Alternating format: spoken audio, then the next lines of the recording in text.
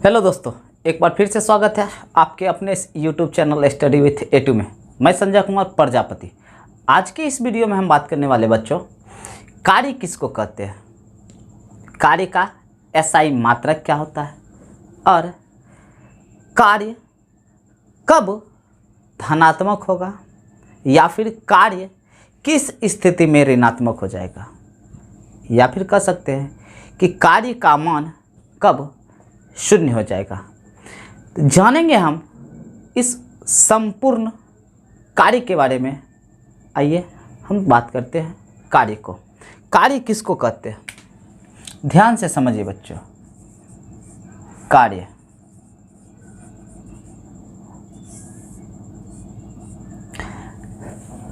बात सिर्फ समझिए। इस का एक अभिधारणा अलग है कि जो हमारे दैनिक जीवन में घटित होती है, ठीक है ना, जैसे खेलना, कूदना, उछलना, चलना, गाना, ये सभी क्या है, कार्य हैं। ये ऐसी अभिधारणा है कि ये सभी कार्य हैं, लेकिन भौतिकी में यह गलत है। यह कार्य नहीं है। खेलना, कूदना, उछलना ये सभी कार्य नहीं है, ठीक है ना। तो कार्य कहते किसको हैं, तो फिजिक्स की भाषा में हम कह सकते हैं कि कार्य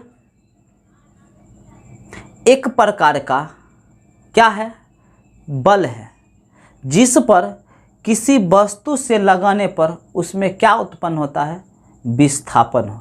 यानी कह सकते हैं बच्चों कि जब किसी वस्तु में हम बल लगाकर उसमें विस्थापन उत्पन्न करते हैं, तब उस हालात में उस बल के द्वारा कार्य किया जाता है। उसको क्या कहते हैं, कार्य कहते हैं। इस चीज़ को समझे, नोट लिख लीजिए, परिभाषा लिख लीजिए, ठीक है। परिभाषा लिख लीजिए। जब किसी वस्तु पर बल आरोपित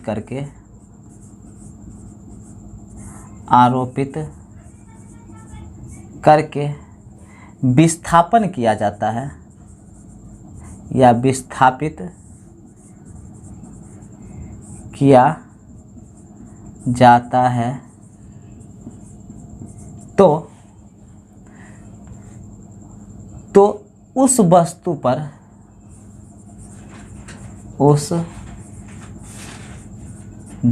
पर बल के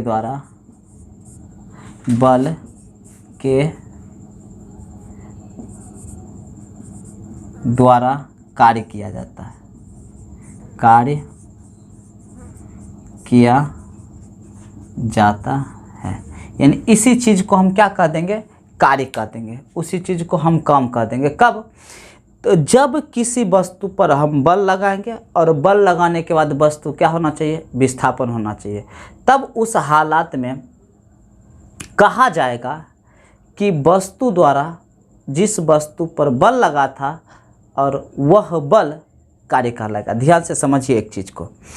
जैसे मान लीजिए अमरूद के पेड़ से अमरूद नीचे गिरता, ठीक है ना, अमरूद के पेड़ से अमरूद नीचे गिरा, तो उस हालात में बच्चों कि अमरूद पर एक गुरुत्वाकर्षण बल काम किया। क्या किया, गुरुत्वाकर्षण बल। तो गुरुत्वाकर्षण बल, तो अमरूद क्या हुआ, विस्थापित हुआ, पेड़ से नीचे आ गया। किस बल के कारण, तो गुरुत्वाकर्षण बल के कारण। तो हम कह सकते हैं कि उस अमरूद पर एक बल लगा, गुरुत्वाकर्षण बल, जिससे क्या हुआ, कार्य उत्पन्न हुआ। यानी वहाँ हम कहेंगे कि वहाँ गुरुत्वाकर्षण एक काम किया, यानी एक कार्य किया, ठीक है ना।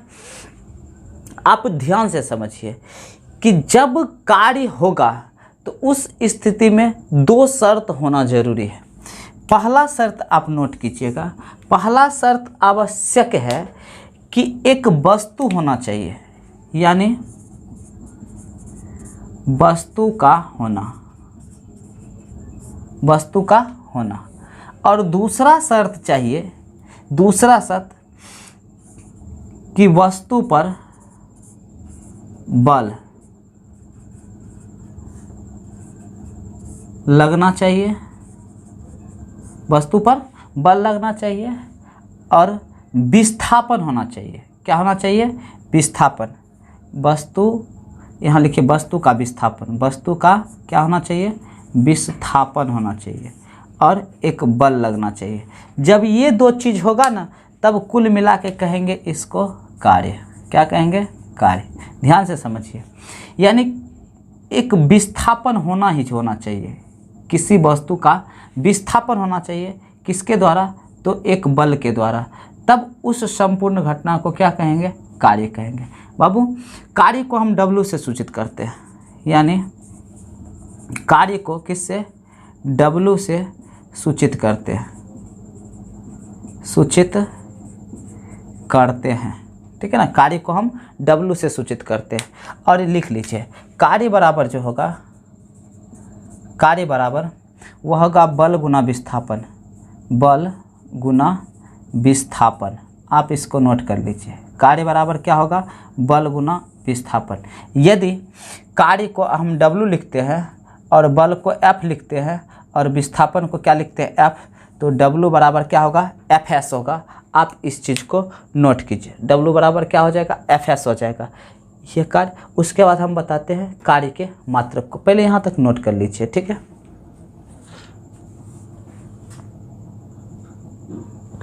हाँ, आइए बच्चों, हम बात कर लेते हैं कार्य का। ध्यान से समझिए, हम अभी तक थोड़ा देर पहले लिखे हैं कार्य बराबर क्या होगा? तो बल गुना विस्थापन, बल गुना विस्थापन होगा। ठीक है, बल गुना विस्थापन। बल को किससे सूचित करेंगे? ध्यान से समझिए, तो बल को सूचित करेंगे हम W से, सॉरी, कार्य को किससे? W से, बल को किससे? F से, और विस्थापन को किससे? S से। तो क्या होगा? W बराबर Fs, W बराबर Fs, यानी W क्या है? तो कार्य है, F क्या है? तो बल है, और S क्या है? तो विस्थापन है। आप इस चीज़ को नोट कर लीजिए याद करने के लिए। तो ध्यान से समझिए, हम लिखना चाहते हैं कार्य का SI मात्रक। क्या होगा? कार्य का SI मात्रक।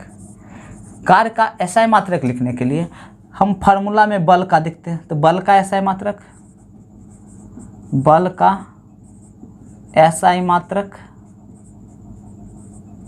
गुना विस्थापन का मात्रक, विस्थापन का SI मात्रक। तो कार्य का SI मात्रक लिखने के लिए बल का SI मात्रक, तो बल का SI मात्रक क्या होगा? न्यूटन, और विस्थापन का मात्रक मीटर। तो कुल मिला के कार्य का जो SI मात्रक होने वाला है बच्चों, वह न्यूटन मीटर होने वाला है। क्या होने वाला है? Newton metre. ठीक है, अब बात कर लीजिए कार्य का CGS मात्रक।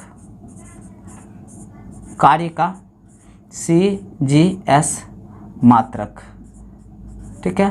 तो कार्य का CGS मात्रक जो होगा ना बच्चों, वह अर्घ होगा। आप याद कर लीजिए, कार्य का CGS मात्रक क्या होगा? अर्घ होगा। ठीक है, आप इसको नोट कर लीजिए, जल्दी नोट कीजिए।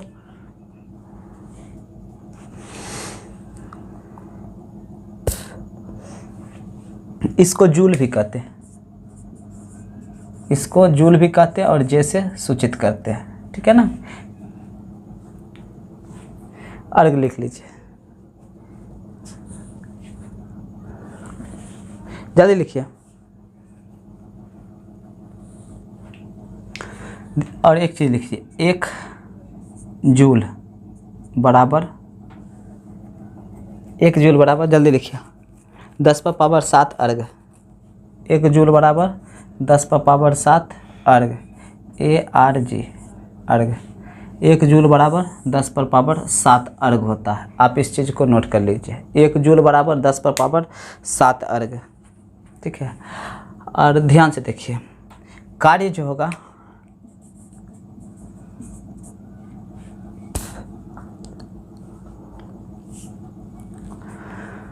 इसको नोट कीजिए, कार्य सदिश राशि, कार्य अदिश राशि, इसको नोट कीजिए पहले।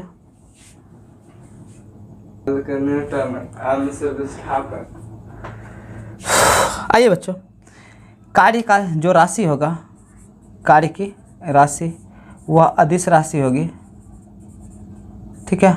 जबकि बल और विस्थापन सदिश राशि होगा, जबकि बल या विस्थापन कौन सी राशि होगी, वह सदिश राशि होगी। अदिश और सदिश हम पहले पढ़ा चुके हैं, फिर भी बता देते हैं। वैसा राशि जिसमें दिशा के साथ साथ परिणाम दिया हो वह सदिश राशि होगा, और जिसमें सिर्फ परिणाम दिया हो, दिशा की चर्चा नहीं हो, वह अदिश राशि होगा। तो विस्थापन और बल, विस्थापन और बल ये दोनों कौन सी राशि है, तो सदिश राशि है। क्योंकि विस्थापन में और बल में, इस दोनों में, विस्थापन और बल में दोनों में दिशा का होना निश्चित है, और साथ साथ परिणाम का भी। लेकिन कार्य में ऐसी कोई बात नहीं है, इसलिए कार्य को अदिश राशि की कैटेगरी में रखा गया है, ठीक है ना। अब बात करते हैं बाबू कि कार्य कितने प्रकार के होते हैं। तो कार्य 3 प्रकार के हो सकते हैं, धनात्मक कार्य, ऋणात्मक कार्य और शून्य कार्य। बारी बारी से जानेंगे इस तीनों कार्य के बारे में, पहले आप इसको नोट कर लीजिए।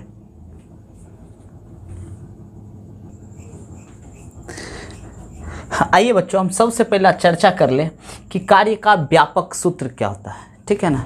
कार्य का व्यापक सूत्र, तो कार्य का व्यापक सूत्र पता करने के लिए हमने इस शेप में आकृति प्राप्त की, और इसके ऊपर H यानी mgh इस हाइट पर एक वस्तु रखा जिसका द्रव्यमान क्या है, m है, और इसको इस तरह से विस्थापित किया, और इसका विस्थापन क्या है, m है, यानी s पहले A बिंदु पर था और इधर से घुरक के यहाँ आया B बिंदु पर, जबकि इसके बीच का विस्थापन कितना है, S है।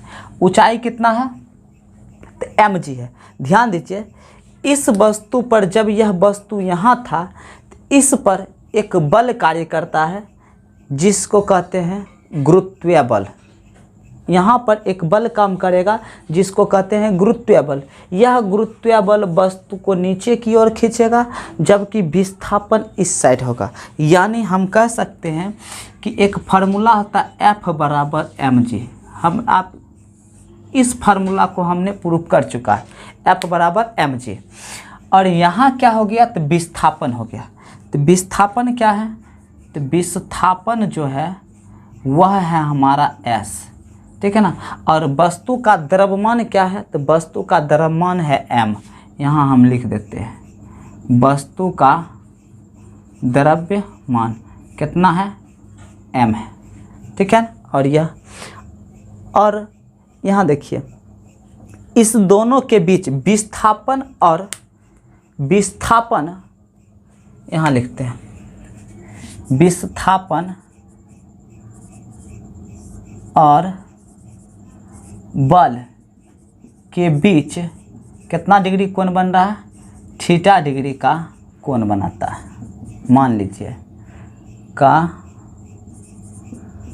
कोण बनाता है, ठीक है। कितना डिग्री कोण बना रहा है, थीटा डिग्री कोण, थीटा डिग्री कोण बना रहा है। तो किया गया कार्य, यानी कार्य हम बता चुके हैं कितना होता है, तो होता है बल गुना विस्थापन। क्या होता है, बल गुना विस्थापन। ध्यान से समझिए, यानी वर्क बराबर क्या होगा, बल, बल वहाँ क्या लिखे हैं F, गुना विस्थापन क्या है S, या वर्क बराबर क्या होगा mgs। इसको आप नोट कीजिए समीकरण 1 लिख के, ठीक है ना। बल बराबर क्या होगा mgs। अब यहाँ देखिए, तो यहाँ हम कह सकते हैं कि S जो बराबर है वह AB के बराबर है। किसके बराबर है, AB के बराबर है। यहाँ देखिए, ये S जो है किसके बराबर है, AB के बराबर है। यहाँ तक पहले आप नोट कीजिए, उसके बाद आगे बता रहे हैं, ठीक है। जल्दी से नोट कीजिए।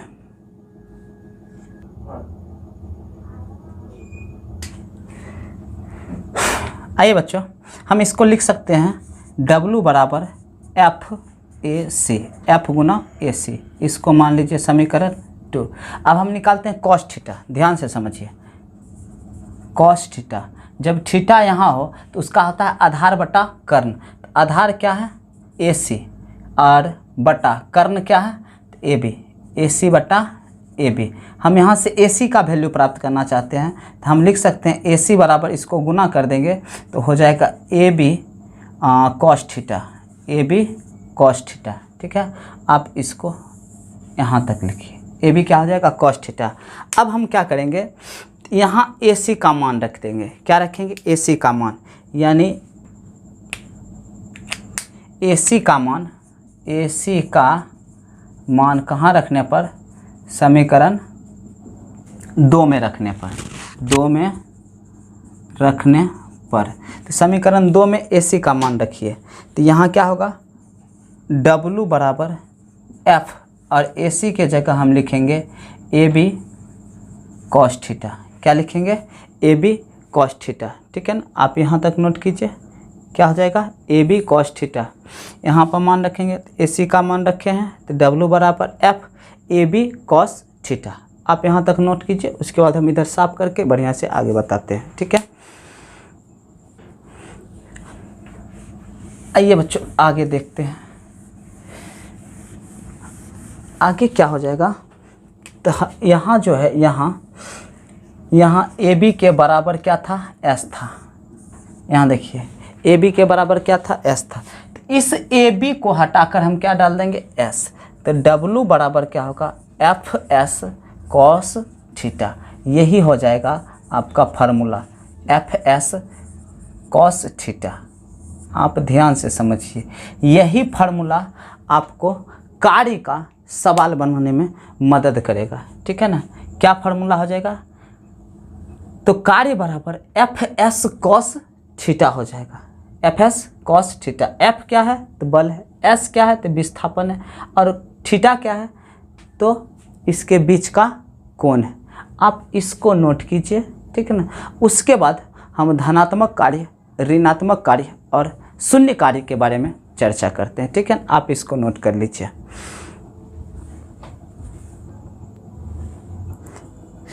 आइए बच्चों, हम सबसे पहले आपको चर्चा करके बताते हैं धनात्मक कार्य का। धनात्मक कार्य, धनात्मक कार्य किस हालात में होगा, यानी कब होगा धनात्मक कार्य, तो ध्यान से समझिए।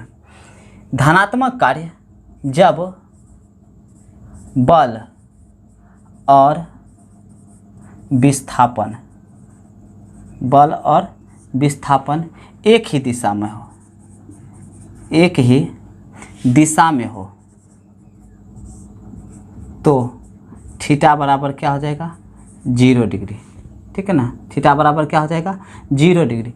जब बल और विस्थापन एक ही दिशा में हो तो थीटा बराबर क्या होगा, 0 डिग्री होगा। तो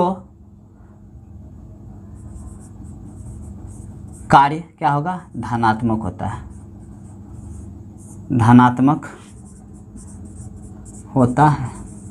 पहला बात, जब बल और विस्थापन दोनों एक के दिशा में हो, यानी जिधर बल लगाएंगे विस्थापनों उधरे हो जाए। ठीक है ना, तो उस हालात में धनात्मक कार्य उत्पन्न होगा और थीटा का वैल्यू क्या हो जाएगा, 0।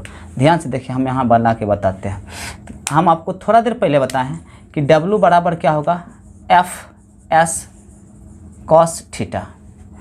अब ध्यान से देखिए, तो W बराबर जो होगा एफ एस कॉस 0, काहे कि थीटा का मान कितना है, 0, और तो W बराबर एफ एस कॉस 0 की जो वैल्यू होती है 0 होती है। ठीक है ना, कॉस 0 0, तो इसको इससे गुना करेंगे तो W बराबर 0 में किसी संख्या से गुना करेंगे तो क्या आएगा, सॉरी, कॉस 0 1, कॉस 0 क्या होता है, 1 होता है। तो इसको गुना करेंगे तो क्या आएगा, एफ एस। देखिए प्लस में आया है, प्लस में आया। तो इस प्रकार के प्राप्त मान जो होंगे, यह कार्य क्या कहलाएगा, तो यह कार्य धनात्मक कार्य कहलाता है, कार्य कहलाता है। यह जो कार्य होगा वह कार्य क्या कहलाएगा, धनात्मक कार्य कहलाएगा। ठीक है ना, यानी आप एग्जाम्पल से समझ सकते हैं कि जब हम सर पे टोकरी उठा के, ठीक है ना, तो टोकरी उठाए हुए हैं सर पे और ऊपर चढ़ रहे हैं, ठीक है ना, सर पे टोकरी भी लिए हुए हैं और चढ़ भी ऊपर रहे हैं, तो इस हालात में जो हम कार्य करेंगे वह कार्य आपका धनात्मक कार्य होगा। ठीक है ना। आइए देखते हैं ऋणात्मक कार्य। ठीक है ना, इसको नोट कर लीजिए, हम इसी में लिख देते हैं। ठीक है ना, ऋणात्मक कार्य को आप इसको वीडियो रोक के नोट कर लीजिए। ऋणात्मक कार्य, ऋणात्मक कार्य जब बल और विस्थापन, ठीक है ना, दोनों विपरीत दिशा में हो। किस दिशा में हो? तो विपरीत दिशा में हो, तो थीटा का मान कितना हो जाएगा? 180 हो जाएगा। थीटा का मान क्या होगा? 180। तब उस समय जो कार्य होगा वह कार्य कैसा होगा? ऋणात्मक। क्या होगा? ऋणात्मक कार्य होता है। ठीक है ना। यानी कहने का मतलब है कि बल और विस्थापन के बीच का कोण 180 डिग्री बन जाए। ठीक है ना, तो उस कंडीशन में जो कार्य होगा वह कार्य आपका ऋणात्मक कार्य होगा। जैसे एग्जांपल के लिए आप यहाँ देख सकते हैं, थीटा कितना है? थीटा 180 डिग्री है। ठीक है ना। फार्मूला बताएं, W बराबर FS cos theta, FS cos theta, और W बराबर क्या होगा? FS cos 180 degree, cos 180 degree, और cos 180 डिग्री का मान माइनस में 1 होता है। FS गुना -1, और -1 से गुना करेंगे तो cos बराबर माइनस FS हो जाता है। क्या हो जाता है? माइनस। देखिए यहाँ प्राप्त मान क्या हो जाएगा? माइनस में हो जाएगा। तो यह जो कार्य कहलाएगा, यानी यह जो कार्य का वैल्यू आया वह कैसा आया? ऋणात्मक आया। इसलिए इस कार्य को क्या कहेंगे? ऋणात्मक कार्य कहते हैं। ठीक है। ऋणात्मक कार्य करने का मतलब है आप सर पे टोकरी को उठा लीजिए, बल लगा रहे हैं ऊपर, ठीक है ना, लेकिन आप जाइए नीचे, यानी छत पर से टोकरी उठा के नीचे जाइए। ठीक है ना। तो उस हालात में बल जो होगा आपका कार्य जो होगा वह आपका ऋणात्मक होगा। ठीक है ना, बात समझ रहे। अब सेकेंड देखिए, इसका थर्ड नंबर, तीसरा कार्य का कंडीशन है कि शून्य कार्य कब होगा। ठीक है ना, शून्य कार्य।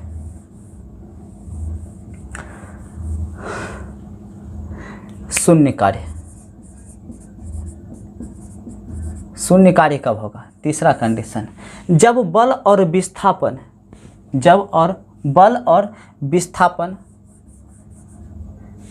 विस्थापन के बीच, बल और विस्थापन के बीच समकोण यानी 90 डिग्री का कोण बने। ठीक है ना, कितना डिग्री कोण बने? तब वह कोण कार्य कहलाता है? शून्य कार्य कहलाता है। शून्य कार्य होता है। ठीक है, क्या कहता है? शून्य कार्य। अब ध्यान से इसको समझिए, उसके बाद एग्जाम्पल समझा देंगे। थीटा का वैल्यू 90 डिग्री, यहाँ थीटा का वैल्यू कितना होगा? 90 डिग्री होगा। थीटा का मान क्या होता है? 0। cos 90 0, और FS को 0 करेंगे तो क्या होगा? 0। इसलिए कार्य कितना निकल के आएगा? 0। इसलिए इसको कौन कार्य कहेंगे? शून्य कार्य कहेंगे। शून्य कार्य कहेंगे। आप इसको आराम से नोट कर लीजिए। और शून्य कार्य जैसे कहने का मतलब है कि किसी धागे से किसी वस्तु को बांध के नचाइए, घुमाइए। किसी धागे से वस्तु को बांध कर क्या कीजिए? घुमाइए। तो उस समय घुमा जब रहे होते हैं तो उस दरमियान में ध्यान से देखिए, यहाँ जब इस प्रकार वृत्ताकार पथ पर घुमा रहे होते हैं तो बल वह इस साइड लगाता है। ठीक है ना, बल इस साइड लगाता है, इधर, यहाँ। ठीक है, बल इस साइड और विस्थापन इस साइड, और दोनों के बीच परस्पर कितना डिग्री कोण बनता है? थीटा डिग्री कोण बनता है, यानी 90 डिग्री। या फिर कह सकते हैं कि वस्तु को उठाकर आपको सीधे स्ट्रेट चलना, यानी आपके द्वारा लगाया गया बल और विस्थापन के बीच 90 डिग्री कोण बनना चाहिए। ठीक है ना। यानी कहने का मतलब है कि आप यहाँ समझ सकते हैं, यहाँ जैसे मान लीजिए यह वस्तु है, इस वस्तु पर, यह वस्तु है, इस वस्तु पर अगर आप इस दिशा में बल लगा रहे हैं, बल की दिशा इधर है, ठीक है, और विस्थापन भी इधर ही हो गया, इधर बल लगाए हैं और विस्थापन भी इधरे हो गया, ठीक है ना। तो उस समय यहाँ वर्क जो होगा वह प्लस में होगा, यानी धनात्मक कार्य होगा। बात समझ में आई। सेकंड बात, अगर कोई वस्तु यहाँ है, ठीक है ना, यहाँ है, अगर बल हम इधर लगाएं F और उसका विस्थापन यदि इधर हो जाए S, तब उस समय क्या होगा, ऋणात्मक कार्य होगा, यानी वर्क का जो वैल्यू आएगा वह माइनस में आएगा। तीसरा बात, अगर वस्तु यहाँ है, यहाँ है, ठीक है ना, बल ऊपर लगा रहे हैं, ठीक है, और विस्थापन इस साइड हो रहा है, तब यहाँ 90 डिग्री कोण बनेगा, तब यहाँ 90 डिग्री कोण बनेगा। ठीक है।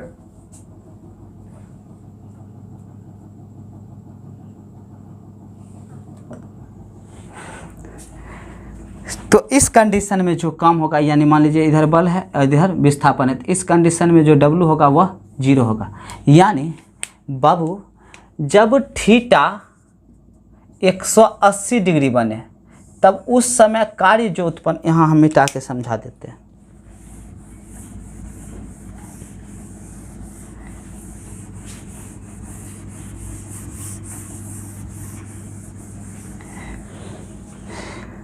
जब थीटा 180 डिग्री का, ठीक है ना, थीटा का वैल्यू 180 डिग्री का, तो उस समय वर्ग का जो मान आएगा वह माइनस में आएगा, ऋणात्मक होगा, ठीक है ना। यानी कहने का उस समय का मतलब है कि उस समय वस्तु विस्थापन और बल के विपरीत दिशा में होगा। यानी इस समय अब इधर बल लगाएगा तो विस्थापन इधर होगा, थीटा कितना 180 डिग्री, तब उस कंडीशन में वर्क जो होगा वह माइनस होगा। सेकंड बात, जब यहाँ कोई वस्तु है, इधर बल लगा रहा है तो विस्थापन भी इधर हो जाए, यानी F इधर लगा रहा है तो विस्थापन भी इधर ही हो जाए, ठीक है। तो उस कंडीशन में थीटा का जो वैल्यू होगा वह 0 डिग्री हो जाएगा, ठीक है ना, और वर्क जो होगा वह क्या होगा, प्लस में हो जाएगा। सीधा कहने का मतलब है कि जब विस्थापन और बल और विस्थापन एक ही दिशा में हो, यानी बल और विस्थापन